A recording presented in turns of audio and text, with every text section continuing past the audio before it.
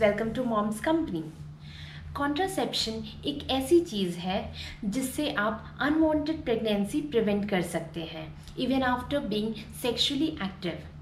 तो आज इस वीडियो में हम बातें करेंगे कॉन्ट्रासेप्शन के बारे में, specially for breast feeding mother's.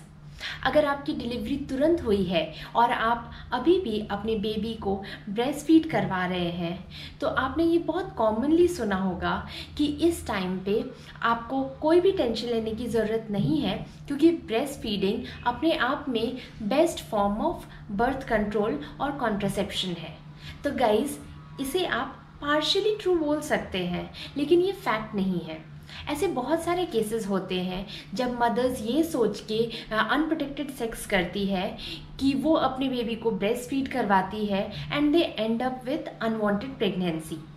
Actually delivery के 6 मंथ्स तक या फिर जब तक आपके पीरियड्स वापस नहीं आते हैं तब तक अगर आप अपने बेबी को एकदम एक्सक्लूसिवली ब्रेस्ट फीड करवा रहे हैं, मतलब आपका बेबी सिर्फ और सिर्फ आपका मिल्क पीता है और एक बार भी टॉप फीड या और भी कोई फॉर्म ऑफ फूड नहीं लेता है, तो ऐसे सिनेरियो में आपके प्रेग्नेंट होने के चांसेस बहुत कम हो जाते हैं। पर क्योंकि ये उतना रिलायबल नहीं है, मेरी आपसे यही सलाह रहेगी कि इस सिचुएशन में आपको प्रिवेंशन लेना चाहिए अनवांटेड प्रेगनेंसी से बचने के लिए। इम्पॉर्टेंट पॉइंट यहाँ ये है कि जो नॉर्मल कॉन्ट्रासेप्शन मेथड्स होते हैं वो सारे आपके लिए सेफ़ नहीं है, क्योंकि इस टाइम पे ऑलरेडी आपके बॉडी में काफ़ी चेंजेस आ चुके हैं, करेंटली काफ़ी चेंजेस हो रहे हैं। और मोस्ट इम्पॉर्टेंट, कहीं आप कुछ ऐसा ना कर लें जो आपके मिल्क में सिक्रीट होके आपके बेबी तक पहुँचे और आपके बेबी में इसका कोई साइड इफ़ेक्ट देखने को मिले, जैसे कि उनका ब्रेस्ट इनलार्जमेंट होना या फिर उनका ग्रोथ या डेवलपमेंट हैम्पर होना, या फिर कई केसेस में आपके मिल्क की क्वालिटी और क्वांटिटी दोनों कॉम्प्रोमाइज़ हो सकती है। तो सबसे पहले आप ये जान लें कि डिलीवरी के बाद आपका ब्लड बाकियों के कंपैरिजन में थोड़ा थिक होता है। तो अगर आप ऐसे कॉन्ट्रासेप्शन पिल्स ले रहे हैं जिसमें एस्ट्रोजन और प्रोजेस्टेरॉन दोनों ही हार्मोन्स प्रेजेंट है, तो इससे आपका ब्लड और थिक हो सकता है, जिसके कारण आपके ब्लड वेसल्स में गांठ बन सकते हैं और ये जानलेवा भी हो सकता है। तो मोस्ट इम्पॉर्टेंट, आप कोई भी नॉर्मल ओरल कॉन्ट्रासेप्शन पिल्स मत लीजिए अगर आप एक ब्रेस्ट फीडिंग मॉम है तो। इससे आपका मिल्क प्रोडक्शन भी रिड्यूस हो जाता है और कई केसेस में इसके साइड इफ़ेक्ट्स बेबी में भी देखने को मिलते हैं। हाँ, आप मिनी पिल ज़रूर ले सकते हैं, इसमें सिर्फ प्रोजेस्टिन होता है, तो ब्रेस्ट फीडिंग मदर्स के लिए ये एक सेफ और काफ़ी इफ़ेक्टिव मेथड ऑफ कॉन्ट्रासेप्शन होता है। ये आपको बहुत इजीली मिल जाता है, बट अगेन ये हमेशा एडवाइजेबल होता है कि आप अपने डॉक्टर से बात करें और उन्हें ही इसे प्रिस्क्राइब करने को कहें। मिनी पिल्स लेने पर टाइम बहुत इम्पॉर्टेंट रोल प्ले करता है।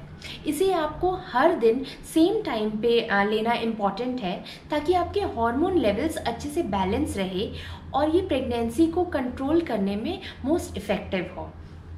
अगर आपको ऐसा फील हो रहा है कि इसे लेने से आपका ब्रेस्ट मिल्क रिड्यूस हो रहा है, तो आपको उसे मेंटेन करने के लिए अपने बेबी को मोर फ्रिक्वेंटली फीड करवाना है और फीडिंग के बाद अगर हो सके तो थोड़ा पम्प भी कर लेना चाहिए, सो दैट आपकी बॉडी अकॉर्डिंगली ट्रेन हो उस डिमांड और सप्लाई के पैरामीटर पे। जब आपको फिर से प्रेग्नेंट होना है तब आप इन पिल्स को स्टॉप कर सकते हैं। कुछ केसेस में फर्टिलिटी इमीडिएटली रिज्यूम हो जाती है और कुछ केसेस में इसमें थोड़ा टाइम लगता है। अगर आप और कोई दूसरे ऑप्शंस के लिए जाना चाहते हैं तो प्रोजेस्टेरॉन्स के इंजेक्शंस भी डॉक्टर्स प्रिस्क्राइब करते हैं, जैसे कि डेपो-प्रोवेरा शॉट। ये मिनी पिल्स के कंपैरिजन में काफ़ी इजी होता है, इन द सेंस ये आपको डेली नहीं लेना होता है, आपको इसे हर 3 महीने में एक बार लेना होता है। इसकी एफिशिएंसी रेट भी काफ़ी हाई है, अराउंड 97%, बट आपको मेक श्योर करना है कि हर 3 महीने में आपको विदाउट अ मिस इसे लेना है, सो दैट आप अपने अनवांटेड प्रेगनेंसी को अवॉइड कर सकें। अगर इसके साइड इफ़ेक्ट्स की बात करें तो आपको इससे थोड़ा पेट दर्द हो सकता है, थोड़ा सर दर्द हो सकता है, इससे आपके पीरियड्स भी इरेगुलर हो सकते हैं, और अगर आपने इसे बहुत लंबा भी यूज़ किया तो आपकी बोन डेंसिटी भी इससे इम्पैक्ट होती है। तो अगर आप इस ऑप्शन को ऑप्ट करना चाहते हैं ब्रेस्ट फीडिंग के पॉइंट ऑफ व्यू से तो इसे ज़रूर करें, it's a good option. But मेरी यही एडवाइस रहेगी कि आप इसे कंटिन्यूसली 1 साल से ज़्यादा ना यूज़ करें। इसके अलावा डिलीवरी के बाद इंट्रा यूट्रिन डिवाइसेस भी काफ़ी रेकमेंडेड होता है, क्योंकि ये काफ़ी इफ़ेक्टिव होता है और आप इसे डिलीवरी के तुरंत बाद या फिर विद इन 48 आवर्स अपने अंदर इंसर्ट करवा सकते हैं। अगर आपने इसके बारे में पहले से डिसाइड नहीं किया है तो फिर डिलीवरी के 1.5 मंथ्स के बाद ही आप इसे लगवा सकते हैं। ये 2 टाइप के होते हैं, एक तो हार्मोनल और दूसरा नॉन हार्मोनल। हार्मोनल वाले बेसिकली प्रोजेस्टेरॉन होते हैं जो आपके सर्विकल म्यूकस को गाढ़ा कर देते हैं ताकि स्पर्म्स आपके यूट्रस तक ना पहुंच सके। नॉन हार्मोनल आईयूडी बेसिकली एक डिवाइस होता है विथ कॉपर। ये बेसिकली स्पर्म्स के मूवमेंट को इंटरफेयर करके एग फर्टिलाइजेशन एंड इम्प्लांटेशन को रोकता है। ये आपको 10 साल तक प्रोटेक्शन प्रोवाइड करता है। अगर आप इस ऑप्शन को कंसिडर करते हैं तो शुरू के 5-6 महीने आपको हो सकता है थोड़ा डिस्कम्फर्ट हो या फिर आपको बहुत ज़्यादा हैवी ब्लीडिंग हो, बट ओवरऑल ये एक बहुत ही अच्छा और सेफ ऑप्शन है। अगर आपने अनप्रोटेक्टेड सेक्स किया है तो ऐसे इमरजेंसी कॉन्ट्रासेप्शन के केस में भी आप ये आईयूडी को 5 डेज़ के अंदर अपने अंदर इंसर्ट करवा सकते हैं। इमरजेंसी कॉन्ट्रासेप्शन की बात हो ही रही है तो इस केस में आप कभी कभी आईपिल भी यूज़ कर सकती हैं, बट ये एडवाइजेबल होता है कि ब्रेस्ट फीडिंग मॉम्स को इसे रेगुलर हैबिट नहीं बनानी चाहिए। प्रेगनेंसी को प्रिवेंट करने के लिए आप विथड्रॉल मेथड भी अपना सकती हैं।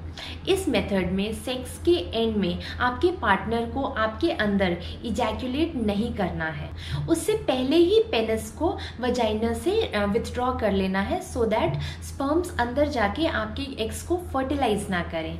बट ये उतना रिलायबल मेथड नहीं होता है क्योंकि कभी कभी इस मेथड में गलती से भी अगर थोड़ा भी सिक्रीशन अंदर चला गया तो इससे आप प्रेग्नेंट हो सकती है। तो इसे अवॉइड करने के लिए आप कॉन्डम्स यूज़ कर सकते हैं। इसे हम बैरियर मेथड कहते हैं बिकॉज इस मेथड से आप स्पर्म्स को वजाइना में जाने से ब्लॉक करते हैं। मेल कॉन्डम्स भी आते हैं, फीमेल कॉन्डम्स भी आते हैं, latex, non latex, lubricant, non lubricant, तो आपको इसमें वाइड वैरायटी ऑफ ऑप्शंस मिलते हैं to choose from. Condoms use करने से आप किसी भी टाइप के इन्फेक्शन से भी बच सकते हैं, तो ये एक हाईली रिकमेंडेड और सबसे इजी मेथड ऑफ कॉन्ट्रासेप्शन होता है। आपको बस ये ध्यान रखना है कि आपका कॉन्डम स्लिप या ब्रेक ना हो रहा हो। हमारा नेक्स्ट ऑप्शन है इम्प्लांट। ये बेसिकली एक छोटा सा रॉड शेप का डिवाइस होता है जो आपके डॉक्टर आपके अपर आर्म्स के स्किन के नीचे बैठाते हैं। इसमें बेसिकली प्रोजेस्टेरॉन हार्मोन्स होता है जो आपको 3-4 साल तक अनवांटेड प्रेगनेंसी से बचाता है। जब आपको वापस से प्रेगनेंसी चाहिए तो आप इसे रिमूव करवा सकते हैं। लास्ट कॉन्ट्रासेप्शन मेथड जो मैं आपको बताना चाहती हूँ वो है स्टेरिलाइजेशन। बेसिकली जब आपको और बच्चे नहीं चाहिए, ये आपका डिसीजन फाइनल है, तो उस केस में आप स्टेरिलाइजेशन ऑप्ट कर सकते हैं। ये एक permanent form of birth control method है जिसमें आपके फेलोपियन ट्यूब्स को काट दिया जाता है या ब्लॉक कर दिया जाता है ताकि स्पर्म्स कभी भी आपके एग्स को फर्टिलाइज ना कर पाए। इससे आपका मेंस्ट्रुअल साइकिल बिल्कुल भी इम्पैक्ट नहीं होता है।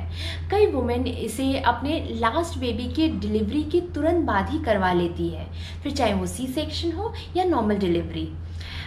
जस्ट आपकी जानकारी के लिए मेल स्टेरिलाइजेशन भी एक ऑप्शन होता है इन केस आप नहीं, आपके पार्टनर इस प्रोसीजर को अपनाना चाहे तो, क्योंकि फीमेल स्टेरिलाइजेशन मेल स्टेरिलाइजेशन के कंपैरिजन में थोड़ा सा कॉम्प्लेक्स होता है। फीमेल स्टेरिलाइजेशन में आपके डॉक्टर आपके फेलोपियन ट्यूब्स को कट करके फोल्ड करते हैं या फिर ट्यूब्स के कुछ सेक्शन को रिमूव करते हैं या फिर ट्यूब्स को किसी क्लिप या बैंड के हेल्प से ब्लॉक कर देते हैं। तो अगर आप इस ऑप्शन को ऑप्ट करती हैं तो आप अपने डॉक्टर से इसके बारे में डिटेल में पूछ सकती हैं कि वो इनमें से कौन सा प्रोसीजर करने वाले हैं। तो guys that was all about it. I hope you like the video. अगर आपको ये वीडियो पसंद आया हो तो लाइक ज़रूर कीजिएगा, और अगर अभी तक आपने मेरे चैनल को सब्सक्राइब नहीं किया है तो मेरे चैनल को प्लीज़ सब्सक्राइब कर लीजिए। आपको यहाँ पे प्रेगनेंसी रिलेटेड और बेबी केयर रिलेटेड वीडियोस और काफ़ी अच्छे अच्छे इंटरेस्टिंग व्लॉग्स देखने को मिलेंगे। सब्सक्राइब बटन के बगल में जो बेल आइकन है उसे भी आप ज़रूर प्रेस कीजिएगा सो दैट आपको मेरे सारे वीडियोस के नोटिफिकेशंस टाइमली मैनर में मिलते रहे। Thank you for watching. Happy parenting.